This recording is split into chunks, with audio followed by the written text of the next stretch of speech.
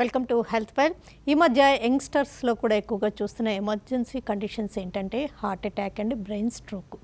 Brain స్ట్రోక్లో రకాలు కూడా ఉంటుంటాయి. బ్రెయిన్ స్ట్రోక్కి హెచ్చరించే వార్నింగ్ సైన్స్ కూడా ఉంటుంటాయి. నెగ్లెక్ట్ చేయడం వల్ల తీవ్రమైన స్ట్రోక్కి గురవడం లేకపోతే డిజబిలిటీకి గురవడం కూడా జరుగుతూ ఉంటుంది. మరి బ్రెయిన్ స్ట్రోక్లో రకాలేంటి, ఎలాంటి లక్షణాలను అసలు నిర్లక్ష్యం చేయకూడదు, ఏ రిస్క్ ఫ్యాక్టర్స్ ఉంటాయి, స్మోకింగ్ కూడా ఒక కారణమా, బ్రెయిన్ స్ట్రోక్కి గోల్డెన్ అవర్ ఏంటి, ఈ వివరాలన్నీ అందించడానికి Apollo Hospitals senior neurologist doctor C Rajesh Reddy గారు మనతో ఉన్నారు. ఆయన అడిగి మరిన్ని విషయాలు తెలుసుకుందాం.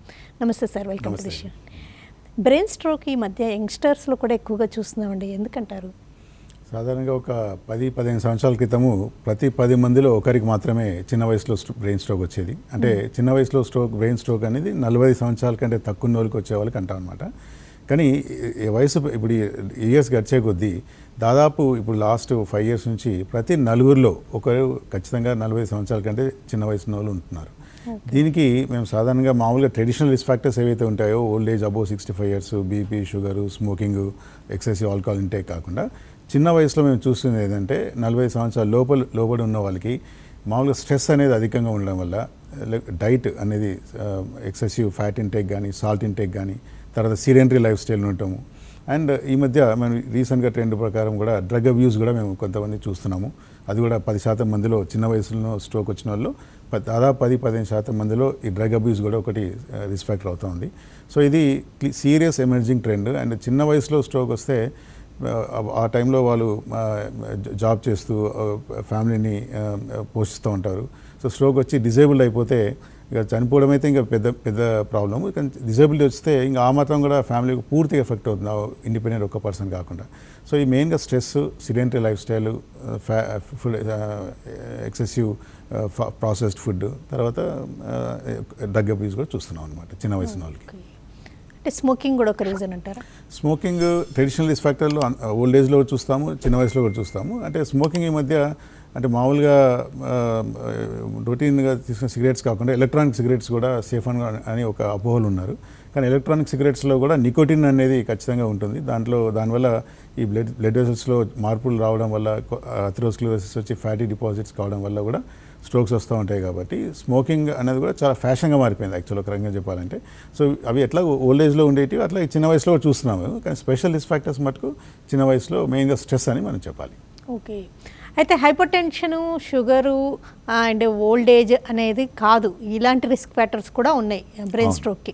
అవునండి, మామూలుగా blood pressure major risk factors తీసుకుంటే అధికంగా బీపీ ఉండడం, అంటే బీపీ 140/85 కంటే ఎక్కువగా చాలా కాలం అట్లే ట్రీట్మెంట్ లేకుండా కొనసాగితే, అలాగే షుగరు ఉండేటోళ్ళకి అది కూడా ట్రీట్మెంట్ వాడకుండా, ప్లస్ డ్యూరేషన్ ఆఫ్ డయాబెటీస్ పెరిగే కొద్దీ కూడా, తర్వాత ఎక్సెసివ్ ఆల్కహాల్ ఇంటేక్ అంటే more than 30 ml in women and more than 60 ml in men, అదేను. తర్వాత సిగరెట్ స్మోకింగ్ ఎంత 1-2 సిగరెట్స్ నుంచి ఎన్ని సిగరెట్స్ తాగినా రిస్క్ అనేది ఉంటుంది. అదే ఎక్కువ సిగరెట్స్ ఎక్కువ కాలం తాగినప్పుడు ఇంకా రిస్క్ అధికంగా ఉంటుందన్నమాట. ఇది కాకుండా హై కొలెస్ట్రాల్ లెవెల్, బ్లడ్లో హై కొలెస్ట్రాల్ లెవెల్ కూడా ఈ one of the major risk factor కిందకి వస్తుందన్నమాట. ఓకే, ఒక కాల్ చూద్దామండి. హలో మేడం, నాకు బ్రెయిన్ స్ట్రోక్ అని చెప్పారండి.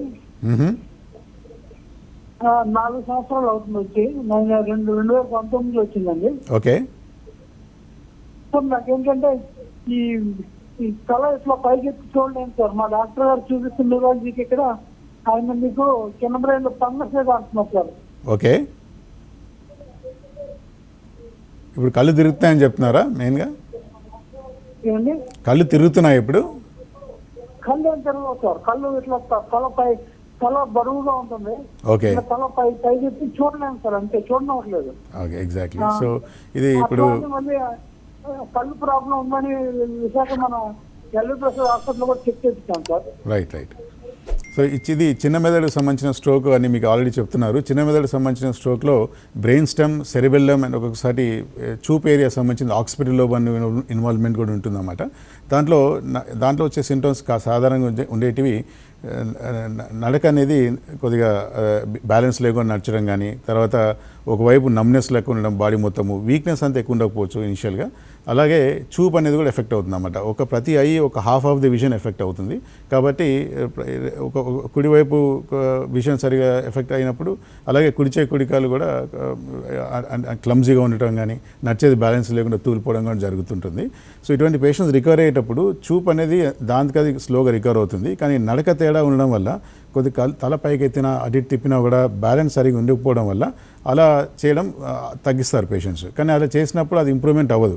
కాబట్టి దీనికి మెయిన్గా gait training and gait balancing ఎక్సర్సైజ్లు చేస్తుంటే మనకు వెస్టిబులర్ ఎక్సర్సైజ్ కూడా చేస్తుంటే ఆ బ్యాలెన్స్ అనేది ఇంప్రూవ్మెంట్ అయ్యి మీరు తల అటు ఇటు తిప్పినప్పుడు విసిరేయడం అనేది తగ్గుతుంది. ఈ బ్రెయిన్ స్ట్రోక్స్ అనేవి మెన్లోనే ఎక్కువ అంటారా, ఉమెన్లో కూడా, అది యంగ్స్టర్స్లో కూడా చూస్తున్నారా? సాధారణంగా మీరు మేల్ ఫీమేల్స్ తీసుకుంటే మెనోపాజ్ ఏజ్ వచ్చేంత వరకు ఫీమేల్స్కి హార్మోనల్ ప్రొడక్షన్ ఉండడం వల్ల జనరల్గా స్ట్రోక్ రిస్క్ అనేది కొద్ది తక్కువగా ఉంటుంది. సో మెన్లో అధికంగా చూస్తాం 45-50 సంవత్సరాల లోపల ఉన్న వాళ్ళకి. 50 సంవత్సరాలు దాటిన ఫీమేల్స్కి యాక్చువల్ మేల్స్ కంటే కొద్ది అడిషనల్ రిస్క్ ఉంటుంది. సో ఓవరాల్గా మీరు చూస్తే 78 ఇయర్స్ లైఫ్స్లో చూస్తే men women almost equal risk ఉన్నట్టే లెక్క. కాకపోతే మెన్కి ఫస్ట్ 50-60 ఇయర్స్లో ఎక్కువ రిస్క్ ఉంటుంది. ఉమెన్కి మెనోపోజ్ తర్వాత రిస్క్ మెన్ కంటే ఎక్కువ ఉండడం వల్ల ఆ మైనర్ డిఫరెన్స్ ఉంటుంది. కానీ ఓవరాల్గా మేము స్ట్రోక్స్ చూస్తాం అంటే మ్యాక్సిమం మనకు మేనిఫెస్టేషన్ 60-65 సంవత్సరాల లోపలే వచ్చేవాళ్ళు మనకు హాస్పిటల్కి వస్తుంటారు. కాబట్టి మేము చూసేది ప్రతి ముగ్గురులో 2 మేల్స్ 1 ఫీమేల్ అంటే ఆడవారు కావడం జరుగుతుంది అన్నమాట. ఈ బ్రెయిన్ స్ట్రోక్ ముందు కొన్ని వార్నింగ్ సైన్స్ ఉంటాయి, మినీ స్ట్రోక్స్ లేకపోతే టీఐఎస్ అంటుంటారు కదండి, అవి అందరికీ ఉంటాయా లేకపోతే ఆల్ ఆఫ్ ఎ సడన్ పెద్ద స్ట్రోక్ వచ్చే రిస్క్ కూడా ఉంటుందా? కరెక్ట్. ఈ టీఐఆర్ మినీ స్ట్రోక్ అంటే పేషెంట్కి స్ట్రోక్ సంబంధించిన సిమ్టమ్సే ఉంటాయి. అంటే ఒక సైడ్ చేయికాలు వీక్నెస్ ఉండటం, మూతి వంకర పోవటం, స్పీచ్ అబ్నార్మాలిటీ, ఏదైతే సాధారణంగా మేజర్ స్ట్రోక్ వచ్చే సిమ్టమ్స్ ఉంటాయో అవే సిమ్టమ్స్ ఉంటాయి. కానీ తగ్గు మోతాదులు ఉండొచ్చు. అందులోనూ వితిన్ 24 అవర్స్ ఆ సిమ్టమ్స్ పూర్తిగా రికవర్ అయిపోతాయి. సో దాన్ని టీఐఆర్ మినీ స్ట్రోక్ ఉంటాం. యాక్చువల్లీ టీఐఆర్ మినీ స్ట్రోక్ వస్తే ఒక రకంగా అదృష్టంగా భావించాలి. ఎందుకంటే ప్రతి స్ట్రోక్ వచ్చే వారికి ఒక 15-20% మందికి ఇట్లా మినీ స్ట్రోక్ లాగా వచ్చి మనకు అట్లీస్ట్ సిమ్టమ్స్ వచ్చి హాస్పిటల్కి వెళ్ళి ఏదో ఒక ఎవాల్యుయేషన్ చేసుకొని కారణాలు కనుక్కొని దానికి సంబంధించి ట్రీట్మెంట్ చేసుకుంటే మేజర్ స్ట్రోక్ ప్రివెంట్ చేయొచ్చు. చాలామందికి పాపం ఫస్టే మేజర్ స్ట్రోక్ రావడం వల్ల అప్పుడు చాలామంది డిజేబుల్డ్ అయిపోయి ఇంకా దానివల్ల చాలా ఇబ్బందులు ఉంటాయి. సో టీఐని మినీ స్ట్రోక్ అని ఖచ్చితంగా గుర్తించి అది ఒక 10 నిమిషాలు వచ్చి సిమ్టమ్స్ వెళ్ళిపోవచ్చు. ఆ వెళ్ళిపోయినంత మాత్రాన్ని ఏం జరగలేదు మనకు అని మనము దాన్ని నెగ్లెక్ట్ చేయకుండా ఖచ్చితంగా డాక్టర్ దగ్గరికి వెళ్ళి దాన్ని నిర్ధారణ చేసి స్కాన్ చేసి బ్రెయిన్ సంబంధించిన రక్తనాళాలు బ్లాక్ ఉన్నాయా లేవా, లేకపోతే రిస్క్ ఫ్యాక్టర్స్ ఏమి ఉన్నాయి వాటిని మాడిఫై చేసి బ్లడ్ థిన్నర్స్ లాంటి ట్యాబ్లెట్స్ వాడి మేజర్ స్ట్రోక్ మనం ప్రివెంట్ చేయొచ్చు. మేజర్గా ఈ మినీ స్ట్రోక్లో ఈ వార్నింగ్ సైన్స్లో ఎలాంటి సిమ్టమ్స్ వస్తే నెగ్లెక్ట్ చేయకూడదు? స్ట్రోక్ సిమ్టమ్స్లో టీఏలో మినీ స్ట్రోక్లో కూడా మామూలుగా ఫేస్ వీక్నెస్, చేయి కాలు వీక్నెస్ ఒకవైపు పూర్తిగా రావడంతో పాటు కొంతమందికి కేవలం చేయి మాత్రం వీక్నెస్ రావచ్చు, కొంతమంది కేవలం ఫేస్ వరకే మూతి వంకర పోయినట్టు కూడా వీక్నెస్ రావచ్చు అన్నమాట. అది కాకుండా లాంగ్వేజ్ అబ్నార్మాలిటీ అంటే ఎవరైనా ఎదుటోళ్ళు మాట్లాడినప్పుడు సరిగా అర్థం చేసుకోలేకపోవటం, దాన్ని ప్రాసెస్ చేయలేకపోవటం, ధారాళంగా మాట్లాడలేకపోవటము కూడా స్పీచ్ అబ్నార్మాలిటీ అనేది అంటాం, దాన్ని అఫేజియా అంటాం. అది కూడా ఒక మేనిఫెస్టేషన్. అలాగే ఇది కాకుండా చూపు సంబంధించింది, ఒక కన్ను సంబంధించిన చూపు పూర్తిగా కోల్పోవడం కానీ, రైట్ ఆర్ లెఫ్ట్ రెండింటిలో కూడా 1/2 ఆఫ్ ది విజన్ ఎఫెక్ట్ అవ్వడం వల్ల కూడా 1 ఆఫ్ ది మేనిఫెస్టేషన్. అలాగే ఒకసారి పూర్తిగా బాడీ నంబుగా అయిపోవటము, నడిచేది బ్యాలెన్స్ లేకుండా తూలిపోయిన నచ్చటము, తర్వాత విపరీతమైన తలనొప్పి వాంతులతో రావడం కూడా సిమ్టమ్స్ ఉంటాయి. కాకపోతే అవి టీఐ అనే దాంట్లో 24 గంటల లోపల పూర్తిగా రికవర్ అవుతాయి. అదే మేజర్ స్ట్రోక్లో అలాగే కన్యూ అవుతాయి. మనం ట్రీట్మెంట్ చేయకపోతే అది మేజర్ డిసేబిలిటీ కానీ మోర్టాలిటీ కానీ లీడ్ చేస్తుంది. ఒక కాల్ చేద్దామండి. హలో హలో, నమస్తే, చెప్పండి. నమస్తే మేడం, నేను విజయనగరం నుంచి మాట్లాడుతున్నాను. చెప్పండి అమ్మా. నమస్తే డాక్టర్ గారు. చెప్పండి డాక్టర్ గారు, మా అబ్బాయికి 5 months అప్పుడు ఫిట్స్ వచ్చిందండి. ఓకే. ఆ తర్వాత మేము స్కానింగ్ అది చేస్తే బ్లడ్ క్లాట్, బ్రెయిన్ లో బ్లడ్ క్లాట్ ఉందని చెప్పారు. ఓకే. దానికి ఆపరేషన్ చేయాలి, 6 months వరకు బతుకుతాడా, అంతకు మించి బతకడానికి కూడా చెప్పారు. ఓకే అమ్మా. ఆ తర్వాత నుంచి మేము ఇంకెందుకు అని చెప్పేసి, అంటే మా ఫ్యామిలీ డాక్టర్ గారు ఏమన్నారంటే, అమ్మ ఉన్నాళ్ళు ఉంటాడు, ఎందుకు అనవసరంగా పిల్లల్ని ఆపరేషన్ వరకు వెళ్ళొద్దు, రిస్క్ అని చెప్తే వదిలేసామండి మేము. ఓకే. ఇప్పుడు ప్రెసెంట్ వాల్పారిన్ 500-700 వాడుతున్నామండి. ఇప్పుడు వయసు ఎంతమ్మా? ఇప్పుడు 22 ఇయర్స్ అండి. ఓకే, ఇప్పుడు ఏమైనా ఏదైనా ఒక వైపు వీక్నెస్ అట్లాంటిది ఏమైనా ఉందా? వీక్నెస్ అండి, చేయి కాలు వీక్నెస్ ఏమైనా ఉందా, లేకపోతే మామూలు నడచడం మాట్లాడడం అన్ని బాగా చేస్తుంటాడా? అన్ని బాగానే ఉంటాయండి. కానీ మేము ఫిజియం టాబ్లెట్ నైట్ పూట వేస్తున్నానండి. ఓకే, ఫిజియం 5 mg వాడుతున్నాను, వాల్పరిన్ 700 నైట్ వాడుతున్నాను, మార్నింగ్ 500 వాడుతున్నాను. ఇప్పుడు మళ్ళీ ఫిట్స్ ఏం లేవు కదా?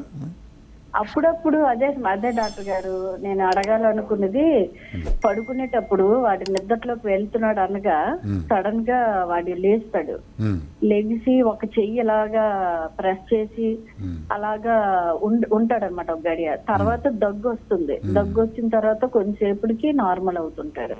ఎగ్జాక్ట్లీ. సో ఇది మీరు చెప్పిన ఫిట్స్ రకము కాంప్లెక్స్ పార్షియల్ ఫిట్ అంటారు, లేదా ఇప్పుడు వచ్చే టెర్మినాలజీలో focal seizure with impaired awareness అంటారు అనమాట. ఇది సాధారణంగా నిద్రలో రావడం జరుగుతుంది. తర్వాత మీరు దగ్గటం అనేది కూడా ఒక సిమ్టమ్ లెక్క చెప్పారు కాబట్టి మోస్ట్ లైక్లీ బ్రెయిన్లో టెంపరల్ లోబ్ అనే ఏరియా, అంటే అదిలోనూ రైట్ సైడ్ టెంపరల్ లోబ్లో వచ్చే ఫిట్స్లు ఈ విధంగా ఉంటాయి. సో దానికి మీరు వాల్పరిన్ ఫిజియం వాడుతున్నారు, కానీ ఆ టెంపరల్ లోబ్ అనే ఏరియాలో మచ్చలు అట్లాంటివి ఏమైనా ఉన్నాయా లేవా అని తెలియడానికి ఎంఆర్ఐ ఎపిలెప్సీ ప్రోటోకాల్ అనేది, తర్వాత long term video easy monitoring అనేది కూడా చేసి అసలు ఫిట్స్ అనేవి ఆ టెంపరల్ లోపలికి వస్తున్నాయా లేవా, తర్వాత ఈ టాబ్లెట్ డోస్ ఇంకా కొద్దిగా మాడిఫై చేసేదానికి అవకాశం ఉంది. మనకు 2 లేదా 3 డ్రగ్స్ వరకు కూడా మనము ఫుల్ డోస్ వాడి అప్పటికి కూడా ఫిట్స్ కంట్రోల్ కానప్పుడు కొన్ని సర్జరీ అనేది కూడా మనకు అవైలబుల్ ఉంది. దాంట్లో టెంపరల్ లోబెక్టమ్ అనే సర్జరీ చేసినప్పుడు ఫిట్స్ బాగా కంట్రోల్ అయ్యేదానికి అవకాశం ఉంది. కానీ దానికి ముందు ఫస్ట్ ఫుల్ మెడిసిన్స్ వాడి అప్పటికి కూడా తగ్గినప్పుడే ఆ ఎవాల్యుయేషన్కి వెళ్ళాలి. బ్రెయిన్ స్ట్రోక్ ప్రధానంగా 2 రకాలు అంటుంటారు కదండి, ఇస్కిమిక్ అండ్ హెమరేజిక్ అని. అంటే రెండింటికి సిమ్టమ్స్ ఒకేలాగా ఉంటాయి అంటారా? సాధారణంగా ఇస్కిమిక్ స్ట్రోక్ అంటే బ్రెయిన్ రక్తనాళ లోపల క్లాట్ ఫామ్ అయ్యి రక్త సరఫరా కొద్దిసేపు తగ్గిపోయి ఆ బ్రెయిన్ సెల్స్ డ్యామేజ్ కావడం వల్ల వస్తుందన్నమాట. అది హెమరేజిక్ స్ట్రోక్ అయితే బ్రెయిన్ రక్తనాళం చిట్లిపోయి రక్తం బయటికి లీక్ అయ్యి బ్రెయిన్ న్యూరాన్ సెల్స్ ప్రెస్ అయ్యి దానివల్ల వచ్చే మాల్ ఫంక్షన్ మనం చూస్తూ ఉంటాం. అయితే సాధారణంగా ఇస్కిమిక్ స్ట్రోక్, హెమరేజిక్ స్ట్రోక్ ఎక్కడైతే మనకు బ్లడ్ సప్లై తగ్గిందో, ఎక్కడైతే బ్లీడింగ్ అయిందో దాన్ని బట్టి సిమ్టమ్స్ ఉంటాయి. కానీ హిమరేజిక్ స్ట్రోక్కి కొన్ని అడిషనల్ సిమ్టమ్స్ క్లియర్గా మనం చూస్తుంది అంటే severe headache, unbearable headache for the first time in the life time, అలాగే వాంతులు కావటం కానీ, లేకపోతే బ్లడ్ ప్రెషర్ వెరీ హైగా ఉండటం కానీ, రియాక్టివ్ బ్లడ్ ప్రెషర్ రావడం కానీ అడిషనల్గా మేము చూస్తుంటాం. అదర్వైజ్ వేరే సిమ్టమ్స్ అన్నీ కూడా ఏ పార్ట్లో అయితే, ఫర్ ఎగ్జాంపుల్ లెఫ్ట్ సైడ్ మనకు ఫ్రాంటల్ లోబ్ కానీ టెంపర్ లోబ్లో కానీ మనకు బ్లీడింగ్ కానీ లేకుంటే క్లాట్ కానీ అయినప్పుడు వచ్చే mall functions same language abnormality లాగానే మేనిఫెస్ట్ అవుతాయి. అలాగే బేసల్ గ్యాంగ్లియన్ అనే పార్ట్లో అయినప్పుడు ఆపోజిట్ సైడ్ బాడీ అనేది పెరాలైజ్ కావడం అనేది కూడా బోత్ ఇస్కిమిక్ కానీ హెమరేజిక్ కానీ రెండింటిలో అదే సిమ్టమ్స్ ఉంటాయి, కానీ కొన్ని మైనర్ డిఫరెన్సెస్ మాత్రమే ఉంటాయి. దీన్ని మనం కేవలం బెడ్ సైడ్ పేషెంట్ చూసే ఎగ్జామిన్ చేసి ఇది ఇస్కిమిక్ స్ట్రోకా ఇది హెమరేజిక్ స్ట్రోకా మనం డిఫరెన్షియేట్ చేయలేం. కాబట్టి ఖచ్చితంగా మనం బ్రెయిన్ స్కానింగ్, సిటీ అవసరం పడినప్పుడు ఎంఆర్ఐ స్కాన్ చేసిన తర్వాతనే మనం నిర్ధారణ చేయగలుగుతాం. ఈ రెండింటికి గోల్డెన్ అవర్ సేమ్ ఉంటుందంటారా? గోల్డెన్ అవర్ అనేది మనము ఇస్కిమిక్ స్ట్రోకే మెయిన్గా చెప్తూ ఉంటాం. ఎందుకంటే ఈ క్లాట్ ఫామ్ అయిన తర్వాత ప్రతి నిమిషానికి 1.9 మిలియన్ న్యూరాన్స్ చనిపోతూ ఉంటాయి. కాబట్టి ఆ క్లాట్ ఎంత తొందరగా మనం డిజాల్వ్ చేయగలిగి అంత తొందరగా బ్లడ్ సప్లై మళ్ళీ రీస్టోర్ చేయగలిగితే మనం బ్రెయిన్ సెల్స్ సేవ్ చేస్తాం. కాబట్టి మనకి ఫస్ట్ 4.5 అవర్స్లో ఇచ్చే ఇంజెక్షన్ ఏవైతే ఉంటాయో అవి రికాంబినెంట్ టిష్యూ ప్లాస్మా యాక్టివేటర్ కానీ, ఇప్పుడు టెనెక్టెప్లేజ్ అనే 2వ రకమైన ఇంజెక్షన్ కూడా ఇవ్వగలుగుతాము. అలాగే 4.5 అవర్స్ దాటిన తర్వాత లేకుంటే కొన్ని సందర్భాల్లో పెద్ద రక్తనాళం మొత్తం బ్లాక్ అయినప్పుడు ఎలాగైతే హార్ట్కి సంబంధించిన రక్తనాళాలు బ్లాక్ అయినప్పుడు ఎలాగైతే స్టెంట్ చేస్తామో, అలాగే బ్రెయిన్ సంబంధించిన రక్తనాళాలకు కూడా క్యాత్ ల్యాబ్లోకి తీసుకెళ్ళి కెథెటర్ పాస్ చేసి ఆ క్లాట్ ఉన్న ఏరియాకి వెళ్ళి డైరెక్ట్గా స్టెంట్ అమర్చి ఆ క్లాట్ అనేది టోటల్గా తీసేసే కేపబిలిటీ కూడా ఇప్పుడు ఉంది. సో అట్లా చేసినప్పుడు ఇంకా బెనిఫిట్స్ అడిషనల్గా ఉంటాయి. కాబట్టి ఈ గోల్డెన్ విండో పీరియడ్ అనేది మనకు సిమ్టమ్స్ మొదలైనప్పటి నుంచి అతి త్వరగా హాస్పిటల్కి రాగలిగితే, అతి త్వరగా స్కాన్లు అవసరం పడితే ఎంఆర్ఐ చేసిన తర్వాత రక్తనాళం బ్లాక్ ఉందా లేదా అని చూసి దానికి క్లాట్ డిజాల్వింగ్ ఇంజెక్షన్స్ కానీ లేకుంటే కెథెటర్ బేస్డ్ ఇంటర్వెన్షన్ కానీ చేయడం జరుగుతుంటుంది. అలాగే హిమరేజిక్ స్ట్రోక్లో ఈ విధంగా గోల్డెన్ అవర్ అనేది ఏదో మనము ఇంజెక్షన్ ఇచ్చో లేకపోతే ఏదో స్టెంట్ వేసో అట్లా చేయడం అనేది మెయిన్గా జరగదు. హిమరేజిక్ స్ట్రోక్లో మెయిన్ కారణం హై బ్లడ్ ప్రెషర్. ఈ హై బ్లడ్ ప్రెషర్ కావడం వల్ల రక్తనాళం చిట్లిపోయి బ్లడ్ లీక్ అయ్యి వచ్చే సిమ్టమ్స్ అనమాట. మనం దానిలో చేయాల్సింది మెయిన్గా BP control. Blood pressure control most likely injections very హైగా ఉంటే 180 200 కంటే సిస్టాలిక్ బ్లడ్ ప్రెషర్ ఎక్కువ ఉన్నప్పుడు అప్పుడు ఇంజెక్షన్స్ కంటిన్యూస్గా బీపీ మెడిసిన్స్ ఇంజెక్షన్స్ ద్వారా ఇచ్చి BP as early as possible 140/85 కంటే తక్కువ తీసుకురాగలిగితే మనము ఆ హిమటోమా బ్లడ్ లీక్ అయింది ఎక్స్పాన్షన్ మనం మినిమైజ్ చేసినట్టు అవుతుంది. తద్వారా మనం ఫర్దర్ సిమ్టమ్స్ డిటరేట్ కాకుండా చూసుకోగలుగుతాం. కాల్ చూద్దామండి. హలో హలో, నమస్తే మేడం. నా పేరు హరిప్రసాద్ అమ్మా. నమస్తే అండి, చెప్పండి. I'm aged around 75. చెప్పండి మై వైఫ్ ప్రసాద్. అరౌండ్ 70. చెప్పండి. ఈ మధ్య రీసెంట్ గా బ్రెయిన్ స్ట్రోక్ అనుకున్నాం సార్. డాక్టర్ గారు చెప్పండి ప్రసాద్ గారు చెప్పండి. సార్ ఇది HEMIPARESIS అని రాశారు మేడం. హెమిపెరిసిస్ అని రాసింటారు. హెమిపెరిసిస్ అంటే ఏంటి సార్? అసలు ఏంటి ప్రాబ్లం ఏంటి అసలు ఆవిడకి? అంటే హైబీపీనా? అంతకుముందు సార్ ఫిట్స్ ఉన్నాయి. ఫిట్స్ ఉంటే దానికి ఒక మందు వాడుతున్నాం సార్, 100 mg. పర్లేదు. అంటే హెమిపెరిసిస్ అనేది మీకు అంటే క్లాట్ వచ్చిందని చెప్పారా, బ్లీడింగ్ అయిందని చెప్పారా బ్రెయిన్లో? సిటీ స్కాన్ తీస్తే దాంట్లో బియ్యపు గింజ అంత క్లాట్ కనపడతాను సార్. ఓకే. ఇప్పుడు హెమిపెరిసిస్ అంటే మామూలుగా హెమి అంటే వన్ సైడ్ కాబట్టి ఒక్క సైడ్ ఫేస్ వీక్నెస్, ఒక సైడ్ హ్యాండ్ లెగ్ 3 వీక్నెస్ ఉన్నప్పుడు దాన్ని మేము హెమిపెరిసిస్ అంటాం. అంటే పక్షవాతంలో కామన్గా వచ్చే మేనిఫెస్టేషన్ అది. అయితే హెమిపెరిసిస్లో చాలా డిగ్రీస్ ఉంటాయి. కొద్ది మైనర్ వీక్నెస్ ఉన్నప్పుడు ఆ హెమిపెరిసిస్ నడవగలచ్చు. అలాగే సివియర్గా ఎక్కువ వీక్నెస్ ఉన్నప్పుడు పూర్తిగా మంచాన పడే రిస్క్ కూడా ఉంటుంది. సో మీకు చిన్న క్లాట్ అంటున్నారు కాబట్టి ఈ మైల్డ్ టు మోడరేట్ వీక్నెస్ ఉంటుంది. సో దానికి మనకు క్లాట్ మళ్ళీ కొత్తగా రాకుండా ఉండడానికి బ్లడ్ థిన్నర్స్ అనేది ఆస్పిరిన్ కానీ క్లోప్రోగ్రిల్ కానీ వాడడం జరుగుతుంటుంది. అలాగే కొలెస్ట్రాల్ తగ్గించే మెడిసిన్స్ కూడా వాడాలి. ఉన్న వీక్నెస్ ఇంప్రూవ్మెంట్కి మాత్రం మెయిన్గా మనం ఫిజియోథెరపీ మీద డిపెండ్ కావాలా. ఈ మెడిసిన్స్ కొత్త క్లాట్ రాకుండా ఉండడానికి మాత్రమే తోడ్పడతాయి. ఓకే. ఈ బ్రెయిన్ స్ట్రోక్ అంటే ఎవరైనా ఫిట్నెస్ అంటే స్ట్రోక్ ఫిట్నెస్ ఉన్న హాస్పిటల్కి వెళ్ళడం చాలా ఇంపార్టెంట్ కదండి, దగ్గరున్న హాస్పిటల్ కంటే. ఎగ్జాక్ట్లీ. ఇందాక చెప్పినట్టు మనకి ఇస్కెమిక్ స్ట్రోక్లో ఎస్పెషల్లీ మన క్లాట్ డిజాల్వింగ్ ఇంజెక్షన్స్ కానీ ఆ కేథెటర్ బేస్ ఇంటర్వెన్షన్స్ కానీ చేయగలిగే క్యాపబిలిటీ ఉన్న హాస్పిటల్స్కి వెళ్తేనే మనకు అవైలబిలిటీ ఉంటుంది. సాధారణంగా మనకు సిమ్టమ్స్ వచ్చినప్పుడు ఫస్ట్ దగ్గరున్న ప్రైమరీ కేర్ ఫిజిషియన్ దగ్గరికి వెళ్ళడం అనేది చేయడం జరుగుతూ ఉంటుంది. అక్కడ నుంచి వాళ్ళు చూసి దాన్ని వాళ్ళు అసెస్ చేసిన తర్వాత మళ్ళీ నెక్స్ట్ లెవెల్ సెంటర్కి పంపిస్తారు. సో దాంట్లో మనకు క్రూషియల్ టైం అనేది వృధా కావడం జరుగుతూ ఉంటుంది. సో అందులోనూ సిటీలో ఉన్న పాపులేషన్కి ట్రాఫిక్ అనేది కూడా పెద్ద సమస్య జరుగుతుంటుంది కాబట్టి ఎంత అంబులెన్స్ పిలిపించి అంబులెన్స్ ఇంటికి వచ్చి పేషెంట్ తీసుకుపోయేదానికి టైం పడుతుంది కాబట్టి సో మాకు అట్లాంటి స్ట్రోక్ సంబంధించిన సిమ్టమ్స్ వచ్చి ఏమాత్రం అనుమానం ఉన్నా అతి త్వరలో దగ్గరున్న స్ట్రోక్ సెంటర్ అవైలబుల్ ఉన్న హాస్పిటల్స్కి వెళ్ళడం చాలా చాలా ముఖ్యం. ఎందుకంటే ఎంత టైం సేవ్ చేయగలిగితే వెళ్ళడానికి, వెళ్ళిన తర్వాత మళ్ళీ స్కాన్ చేసి ఆ బ్లడ్ టెస్ట్లు కొంచేసి ఈ పేషెంట్కి ఆ ఇంజెక్షన్ ఇవ్వచ్చా లేదా నిర్ధారణ చేయడానికి ఒక 30 నుంచి 35 నిమిషాలు పడుతుంది. సో ఎంత త్వరగా మనం ఆ ఇంజెక్షన్ ఇవ్వగలిగితే, ఎంత త్వరగా ఆ కేథెటర్ బేస్ ఇంటర్వెన్షన్ చేయగలిగితే అంత బ్రెయిన్ సేవ్ చేసిన అవుతాం. కాబట్టి అట్లాంటి సిమ్టమ్స్ ఎప్పుడైనా వచ్చినప్పుడు ఇమ్మీడియట్గా స్ట్రోక్ ట్రీట్ చేసే కేపబిలిటీ ఉన్న హాస్పిటల్స్కి వెళ్ళడమే మనకు చాలా ఇంపార్టెంట్ అన్నమాట. ఒక కాల్ చూద్దామండి. హలో హలో హలో, నమస్తే మేడం. నమస్తే అండి, చెప్పండి. అది ఆళ్ళగడ్డ మేడం, కర్నూలు జిల్లా మేడం. చెప్పండి. మీ క్వశ్చన్ అడగండి డాక్టర్ గారిని. మేడం నాకు C5 C6 డిస్క్ బల్జ్ అయింది మేడం. ఓకే. అయితే L4 L5 neural problem madam. Okay. అది 5 years మెడిసిన్ వాడుతున్నాను సార్. నేను చేతులు కాళ్ళు వీక్నెస్ వచ్చినాయి, ఏం పని చేయలేకున్నా. అంటే నచ్చలేకపోతున్నారా? చేతిలో ఏదైనా వస్తువు పట్టుకుంటే గ్రిప్ సరిగా లేకుండా ఉందా? అదే ఒకసారి బరువు మోస్తా వీక్ అవుతుంది అనమాట. ఓకే. ఇప్పుడు మీరు చెప్పిన డిస్క్ ఏదైతే చెప్తున్నారో డిస్క్ వల్ల కామన్గా మేము చూసే సిమ్టమ్ పెయిన్, నొప్పి. ఆ నొప్పి అనేది కేవలం నొప్పిలాగే ఉండి అది భరించే లెవెల్లో ఉండి మందులు వాడితే కొద్ది కంట్రోల్ ఉండే లెవెల్ ఉంటే మెడ సంబంధించిన నడుము సంబంధించిన ఎక్సర్సైజ్ చేసుకుంటూ ఆ మెడిసిన్స్ 2-3 నెలలు వాడుకొని మేనేజ్ చేసుకోవచ్చు. లేదా మీరు నడకనే ఇబ్బందిగా ఉంది, చేతిలో ఏదైనా వస్తువు పట్టుకుంటే గ్రిప్ సరిగా లేదు, నడిచేటప్పుడు బ్యాలెన్స్ సరిగా తూలుతుంది అన్నప్పుడు మెడలో కంప్రెషన్ కనుక ఎక్కువ ఉంటేనే అట్లా జరుగుతుంది. కాబట్టి అటువంటప్పుడు మెడిసిన్స్ వాడినా నొప్పి తగ్గట్లా ప్లస్ ఈ ఫిజికల్గా మోటార్ సిమ్టమ్స్ కూడా ఉండడం వల్ల దానికి సర్జరీయే బెస్ట్ ఆప్షన్ అవుతుంది ఆ టైంలో. ఒకవేళ కేవలం నొప్పి మాత్రమే ఉండి అది కూడా భరించే లెవెల్లో ఉంటే మెడిసిన్స్ వాడి ఎక్సర్సైజ్ చేసుకోవచ్చు. బ్రెయిన్ స్ట్రోక్కి హార్ట్ అటాక్కి సంబంధం ఉండడమే కాకుండా ఒకటి వచ్చిన వాళ్ళకి ఇంకొకటి వచ్చే రిస్క్ కూడా, అంటే రిస్క్ ఫ్యాక్టర్స్ సేమ్ ఉంటాయి కాబట్టి రిస్క్ కూడా ఎక్కువ. కాబట్టి ఒకవేళ బ్రెయిన్ స్ట్రోక్ వచ్చిన వాళ్ళు కానీ హార్ట్ అటాక్ వచ్చిన వాళ్ళు కానీ మెడిసిన్స్ వాడితే జాగ్రత్తలు తీసుకుంటే ఇంకొక దాని నుంచి సేఫ్ అని అనుకోవచ్చా? కరెక్ట్. ఇప్పుడు హార్ట్ స్ట్రోక్ కానీ బ్రెయిన్ స్ట్రోక్ కానీ కామన్గా రిస్క్ ఫ్యాక్టర్స్ మీరు చెప్పినట్టుగా high blood pressure, diabetes, smoking, high cholesterol levels రెండింటికి సేమ్ ఉంటాయి. కాబట్టి ఒకటి వచ్చిన వాళ్ళకి ఇంకోటి ఖచ్చితంగా వచ్చే రిస్క్ అధికంగా ఉంటుంది. సో అందులోనూ కొంతమందికి మేము heart stroke and brain stroke రెండు సైమల్టేనియస్గా రావడం కూడా చూస్తాం. అటువంటి వాళ్ళకి ఇంకా మోర్టాలిటీ అంటే చనిపోయే రిస్క్ అధికంగా ఉంటుంది. అలాగే major stroke, major heart attack వచ్చే రిస్క్ కూడా ఎక్కువ ఉంటుంది.